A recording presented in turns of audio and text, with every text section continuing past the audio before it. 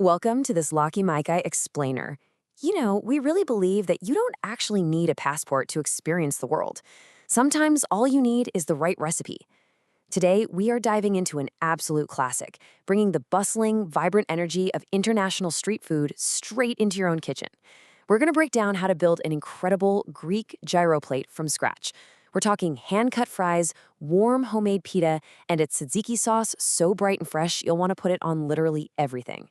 So let's get right into how you can capture those authentic Mediterranean flavors without ever leaving your house. There's something about a gyro plate that feels like the whole trip in one bite. I just love that thought because it perfectly captures the emotional power of cooking. Think about those little corner storefronts you stumble upon in Athens or tucked away in Astoria, New York.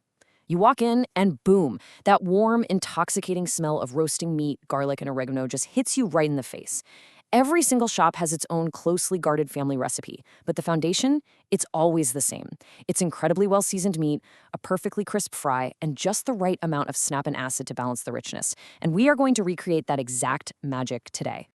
But of course, we immediately hit a bit of a roadblock. Let's be totally real for a second.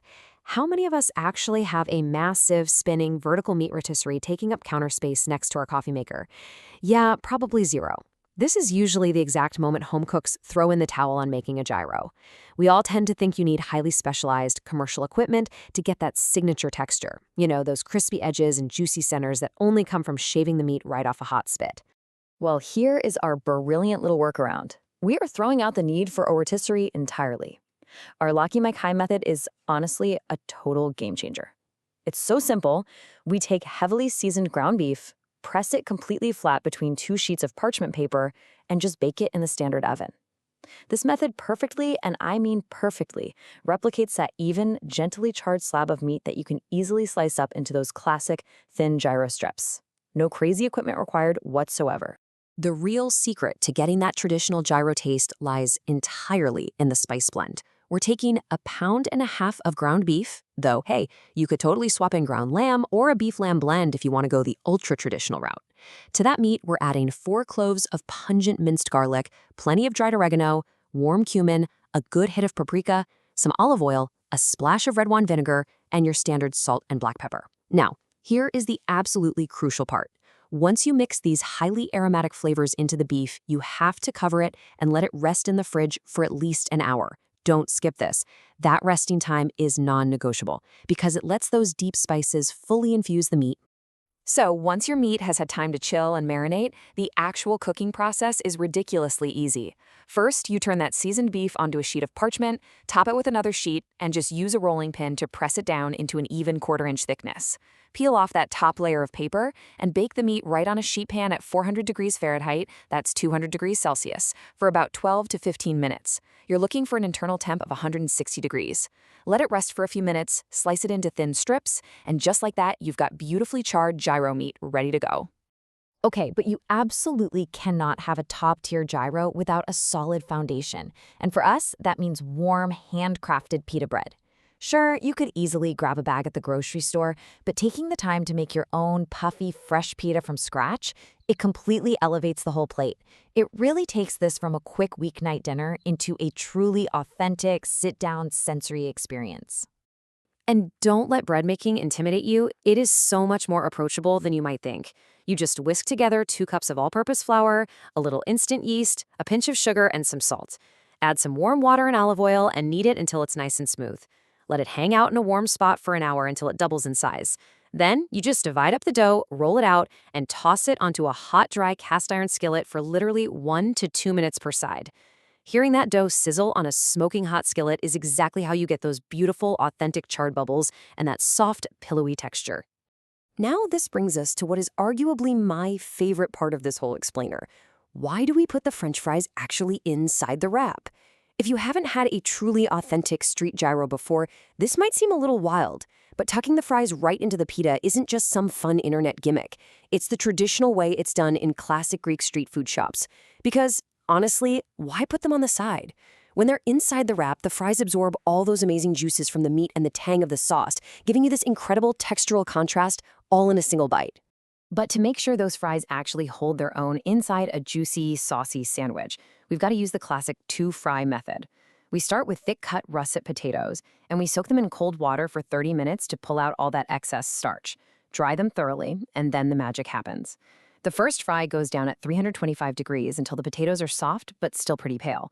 We drain them, crank that oil up to 375 degrees, and plunge them back in. This second fry is the absolute secret to achieving a shatter-crisp crust that won't just turn into mush the second it touches the tzatziki. All right, let's talk tzatziki. This sauce literally ties the whole shebang together. Our blend is super simple, but it hits every time. A cup of plain Greek yogurt, punchy garlic, fresh lemon juice, and chopped dill. But listen closely, because here is the ultimate pro move with the cucumber. You grate half a cucumber, but you absolutely must squeeze it completely dry before adding it to the yogurt. If you skip this, the water from the cucumber will turn your thick, luxurious sauce into a runny soup. Squeezing it ensures a creamy texture with a bright, cool snap. Next up, we need that essential crunch. A gyro is super rich, right? Between the spiced beef and the fried potatoes, it's a lot. So to cut right through that richness, you need serious freshness and acid. We top our plate with thinly sliced red onion rings, ripe diced tomatoes, julienned cucumber for extra snap, and a good sprinkle of fresh cilantro or parsley. These vibrant, fresh toppings completely awaken the palate and perfectly balance out every single savory bite. And now, the absolute best part, bringing this masterpiece together. Assembly is just a joy. You lay out that warm, homemade pita nice and flat, pile on a super generous helping of your sliced, spiced meat, followed by a handful of those shatter-crisp fries. Then crown the whole thing with your fresh veggies, a huge spoonful of that cool tzatziki, and your herbs. You can serve this open-faced with a fork and knife or fold it right up like a taco. Let's pivot for just a second and look at the fuel this plate provides. 910. That is the calorie count for one really generous serving of this Greek gyro plate. This is a hearty, robust, satisfying meal that's designed to keep you going. When you break those numbers down, the macros are actually fantastic. You've got 46 grams of fat, 78 grams of carbohydrates, which are mostly coming from our hearty russet potatoes and that homemade flour pita, and a massive 46 grams of protein. That huge protein hit from the beef and the Greek yogurt provides incredible, sustained energy. This is a plate that truly fuels you for whatever you've got going on. Digging just a tiny bit deeper into the nutrition, you're also getting 6 grams of dietary fiber and about 980 milligrams of sodium. And this is exactly why we're so huge on making this stuff from scratch. When you prepare a meal like this in your own kitchen, you are in total control. You know exactly what kind of oil the fries are swimming in, you control the salt levels in the meat, and you skip all those weird additives and preservatives you'd normally find in fast food.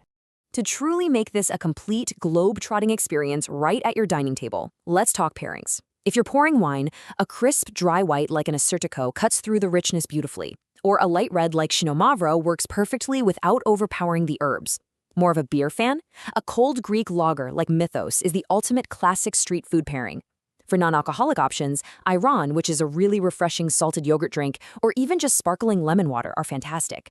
And if you're looking to turn this into a full-on feast, throw down a crisp Greek salad with plenty of Kalamata olives or some warm dolmades on the side. So that leaves us with one final question for you today. Where is your kitchen traveling to tonight?